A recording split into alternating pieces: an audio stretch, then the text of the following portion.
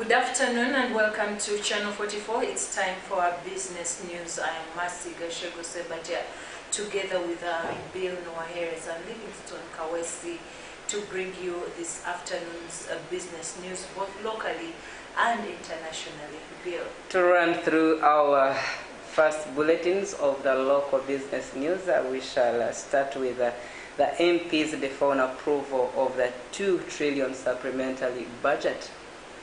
The Parliamentary Committee on the Budget has deferred the approval of 2.4 trillion shillings in the supplementary expenditure by the government for the current financial year, saying the expenditure was not in line with the service delivery.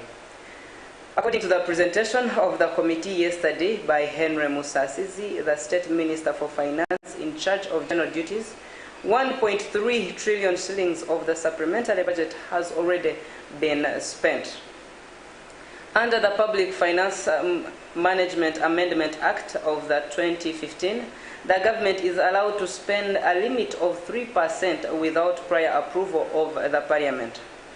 The second portion of the supplementary budget, which amounts to 1.071 trillion, is pending approval by the Parliament. Musasizi said the government has so far released 86 billion out of the 112 billion budgeted project of the Munyunyo Convention Center, which shall host the Non-Alignment Movement Conference in Uganda set for November this year. Still under the supplementary budget, the government has spent 166.82 billion on the State House. Out of this amount, 146.8 billion was for classified expenditure and 20 billion shillings for Kira Motors for the procurement of minerals to enable the company produce electric buses. In addition, the other expenditures in the supplementary 3.4 billion shillings was spent on the completion of critical works of the Uganda Martyrs Catholic Shrine. The other expenditures of this particular budget, 2.5 billion shillings, was allocated to the Ministry of Gender. The government is also seeking approval on 68 billion shillings spent by Uganda Police on the CCTV cameras Phase 2. A total of 11 billion shillings under the Petroleum Authority Uganda. Government also spent 8 billion on the renovation of Lumumba and Mary Stuart Halls by Makerere University. Lastly, after hitting the 3% legal limit, the ministry is now seeking parliamentary approval for over 1 trillion shillings, which they say they shall use 339.8 billion is meant for Defense and Veteran Affairs Minister, 208.8 billion for Ministry of Health, and 21 billion for Gender Ministry. They allocated other funds they seek to use from the ministry, that 1.3 billion shillings meant for tourism, 46 billion for national citizenship and immigration control, 34.4 billion for KCCA. MTN Uganda and South African-based telecommunication companies has joined a corporate business entity to support the forthcoming Uganda-South African Trade Tourism Summit 2023, which is due 27th February to 1st March in Pretoria, South Africa. The business summit will be a newcomer in the trends of the two countries, Uganda and South Africa. The two countries will be in the sandals of the two heads of states, that is His Excellency the President of Uganda and the President of South Africa, with over 300 delegates, both private sector and public ones. Amongst these shall be business captains, minister heads of agencies, policymakers and media. The summit will feature preliminary and parallel sessions focusing on priority and transformative sectors to promote an inclusive, a sustainable, balanced and developed Uganda. Addressing media about the up-to-date of the Uganda-South African business statuses, Audrey Rwabogo, a senior presidential advisor on export promotion, revealed the target as $6 billion by 2028. The will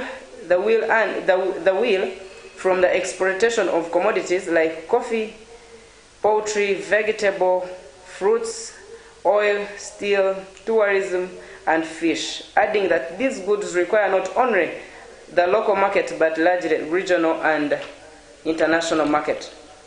Meanwhile, the Executive Director, Uganda Investment Authority, Robert Mugisa, revealed that Uganda and South Africa have a trade deficit of $297 million, something he vowed that are working towards covering.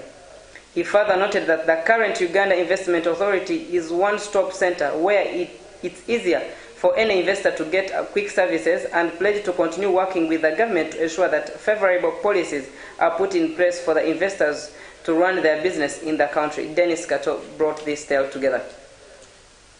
South Africa Business Summit.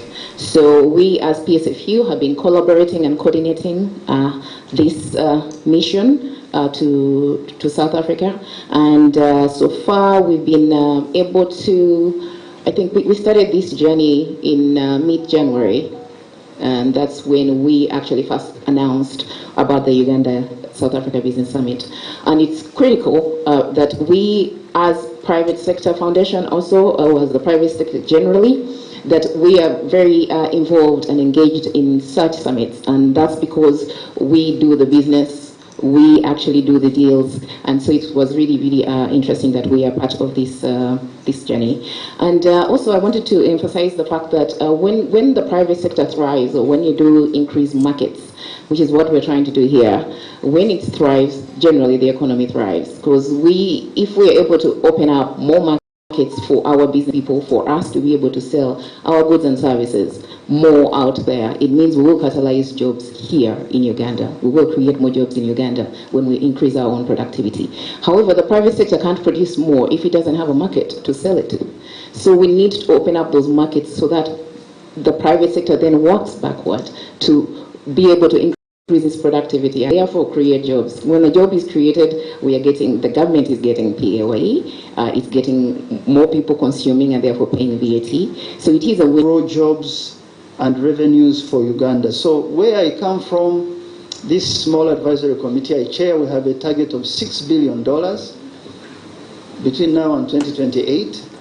We want to get this $6 billion from 13 products, non-oil.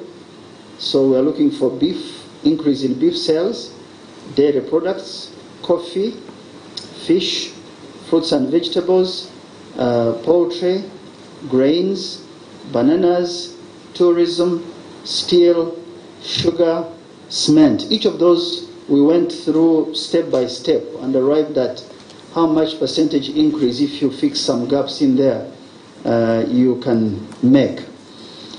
So that target can only be gotten in specific markets, regional markets. Last year we sold 57% of our exports within EAC. Now, so if you take FCTA, we could increase our regional sales to somewhere around 70%, and that really makes a whole world of difference. The standards in our region are not as prohibitive as Europe. We also have a nearness neighborhood advantage. We sell $600 million worth of products and services to DRC. They sell, I think, about 100 or 150 to us.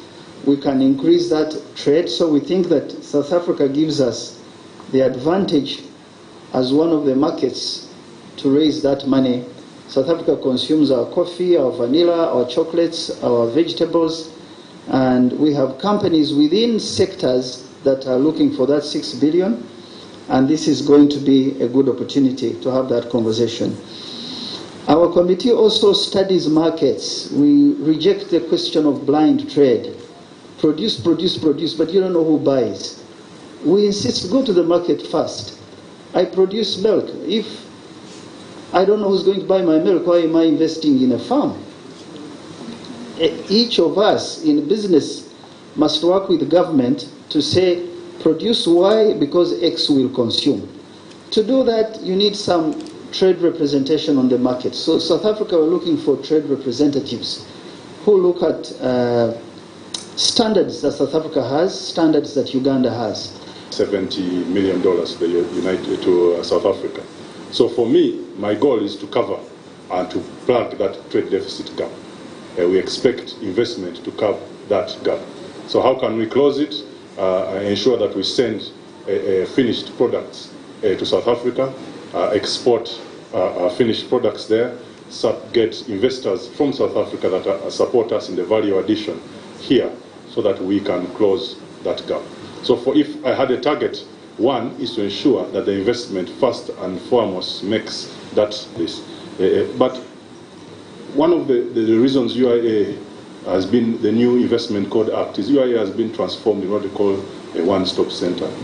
So whereby all these entities that play a very critical role in ensuring that the ease of doing business in our country, the business environment in our country is very conducive under the one-stop center of the Uganda Investment Authority. So I encourage you, discuss with us these issues. We can bring them up as UIA and talk to our different government entities to make that environment for you, for businesses to perform or work in Uganda. So we'll have that discussion. And one of the other key roles for us is we can advise government, we can advise His Excellency on changing policy or introducing policies that make the ease of doing business in our country that facilitate that. So yes, these are challenges we face, but bring them to us. Let's discuss them. Let's now take the policy. Well, off to our international news update. In Asia, Hong Kong's COVID-hit economy will return to growth this year and expand by between 3.5% and 5.5% as the city opens up and China's economic outlook improves. Hong Kong's financial secretary said yesterday that the Asian financial hub suffered a 3.5 contract last year, and as strict COVID restrictions and weakening global demand hurt spending and exports. It was the third contraction in 4 years for the city of 7 million people. After Hong Kong significantly relaxed its COVID curbs last month, it is looking to revive the economy through a raft of measures, including offering cash handouts to residents and cutting salaries tax to boost spending. It's also stepping up a drive to attract workers and investments amid rising competition from Singapore. On Wednesday, Hong Kong's Financial Secretary Paul Chan said the economy will stage a significant rebound this year, with real GDP growth hitting 3.5% to 5.5%. And in New York, lawyers of Sam Bankman-Fried agreed to pay a security expert to help the federal judge overseeing his fraud case navigate technology issues as they seek to keep the FTX founder out of jail before his trial. In a brief letter, Mr. Bankman-Fried's attorneys informed Judge Louis Kaplan that they agreed with his proposal for a security expert who would work solely for the judge. They said they would propose potential candidates by the end of the week. At a bail hearing last week, Judge Kaplan suggested Bankman-Fried's lawyer hire a technical expert to help him navigate issues of encryption, disappearing messages, and virtual private networks, or VPN, that have presented challenges. Prosecutor have asked for strict bail conditions limiting the crypto entrepreneurs' use of messaging platforms after becoming alarmed that Bankman-Fried contacted a former FTX employee who is a government witness. Their concerns heightened when they discovered Bankman-Fried used a VPN twice in the past few weeks, including just days after a bail hearing in which the judge expressed concern about the use of encryption. Elsewhere, the annual salary package of many people being employed in Wipro have been revised. It was 50% less than before, having gone from 650,000 rupees to 350,000 rupees, that is in Mumbai, India. The email also encouraged them to grab this year's opportunity as it is time-bound. Nascent Information Technology Employees Senate A union of IT employees says that around 4,000 new hires awaiting onboarding at Wipro have been impacted by the revised offer. British Steel is expected to announce today the closure of its coking ovens in Scunthorpe with the loss of 300 jobs. The timescale for the closure is unclear, as is how many compulsory redundancies it will involve. Coking ovens are used to turn coal into coke, which burns at the higher temperature needed for the 2 blast furnaces that remain in operation. The closure means British Steel will import coke. The closure of the coking ovens is seen as a worrying indicator about the health of the UK steel industry. And Microsoft has defended its proposal to buy Activision Blizzard, the maker of Call of Duty and Candy Crush, at an EU competitions hearing. Microsoft says it believes $6.87 billion deal will bring more choices to more gamers. Rival Sony, which also attended the hearing, says the merger would give Microsoft too much control over some of the world's most popular games. Sony owns PlayStation, a major rival to Microsoft's Xbox console. Microsoft President Brad Smith described the EU hearing yesterday as an important day. He also rejected concerns voiced by Sony that Activision Blizzard games, specifically Call of Duty, might become restricted to Xbox users if the merger goes ahead. Still about Microsoft, the company has announced it has agreed to partnerships with Nvidia and Nintendo as it tries to convince European Union officials to approve its $69 billion purchase of Activision Blizzard, the company behind the popular game franchise Call of Duty. Microsoft President Brad Smith had a closed-door meeting yesterday with EU regulators and competitors in Brussels to address concerns that its acquisition of Activision Blizzard could hurt competition in the video game industry. The deal has also come under scrutiny from regulators in the United States and the United Kingdom. Microsoft said that it has entered into a 10-year partnership with Nvidia's cloud gaming service. In a statement, the software giant said that partnership resolves Nvidia's concerns with Activision's Blizzard. Microsoft also revealed it has finalized a 10-year agreement to bring the latest version of Call of Duty to the Nintendo platform once the merger with Activision is completed. In New York, Walmart had a strong holiday shopping season, but the year ahead will be more challenging for America's largest retailer. Walmart forecast slower sales and profit growth, disappointing investors and sending its stock down during morning trading yesterday. However, Walmart notched an 8.3% sales increase during its latest quarter at U.S. stores open for at least 1 year, according to the company, with more customers buying its private label brands and more higher-income households shopping at its stores.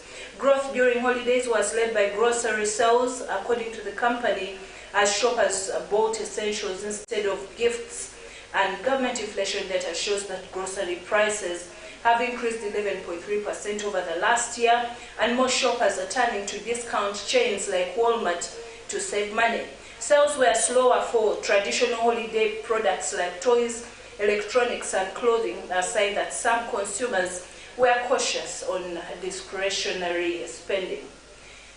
And finally, the world's largest coffee chain, Starbucks, says it is launching a line of olive oil-infused drinks in Italy. Chief Executive Howard Schultz said olive oil's unexpected velvety butterfly flavor enhances the coffee and lingers beautifully on the palate.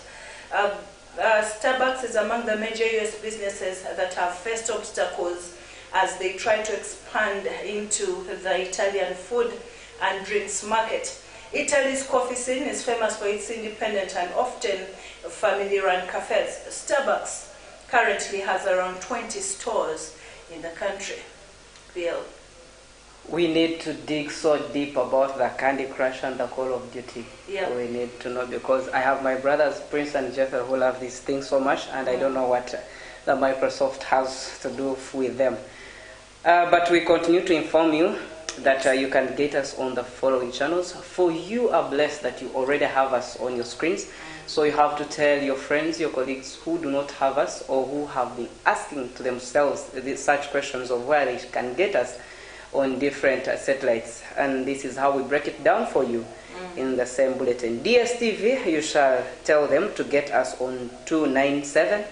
And then GoTV, you shall tell them and encourage them to get us on 812. Star Times, they shall get us on 290. Please, 290 Star Times. Zuku TV, they shall get us on 56. What you do is just to get on your remote and put 56 if you have the Star Times. 056. Yes. You shall be able to get us. Then free to air, you shall get us at 152. Then free to air, you shall get us. Azam TV shall get us at 152. Sorry for the inconvenience. Azam TV is 152. Then free to air, number 12. Then we are also on your TV. We are also on Afro mobile app. Then Airtel TV. On the Star Times satellite, you shall get us at 468. Of course, all in the names of the best name in television, Channel 44. Yes. Well, you visit those platforms and the different apps and get to know what is happening, especially during the 77 days of Glory Revival services. Today is Wednesday. We are having the midweek service here at the Miracle Center Cathedral. There is going to be great encounters with the Holy Spirit. There is dream interpretation. There is a healing of the sick. There is a lot of anointing of people. Remember to carry your seed for Karamoja. We are still helping the people of Karamoja, and your life will not remain the same again. Our Pastor Robert Kayanja will be available, and he is ready to minister to every hungry soul that is making its way here at the Miracle Center Cathedral. We've seen great differences. Well, the Big Tunes program is up next with DJ Kush and DJ Nick D. Stay tuned, you're going to have a blast. Enjoy. You should get ourselves dance to the Big Tunes. Enjoy your evening. Bye-bye.